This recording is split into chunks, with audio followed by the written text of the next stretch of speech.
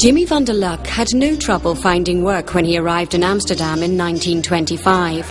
He was a celebrated tap dancer and bartender. He briefly made a name for himself as a boxer using the name Jimmy Lucky. In addition, he worked as an extra in feature films and as a model at the Rijksacademy of Arts. In 1930, Nola Hutterman painted a portrait of Jimmy in an outdoor cafe. Hutterman uses several motifs symbolizing Jimmy's occupations at the time. The clenched fist represents the boxer, the performances in the newspaper represent the artist, and the glass of beer, the bartender. Artists like Nola Hutterman also had political and social reasons for painting black people. In the 1920s and 30s, many artists were communists. They viewed Afro-Americans as the main victims of capitalism.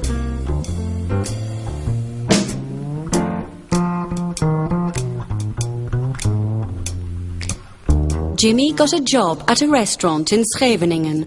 In one of his interviews, he says, "When I arrived in the Netherlands in 1925, there was a grand total of 11 Surinamese here. I was a crowd puller like you wouldn't believe, being the only black waiter in the Netherlands.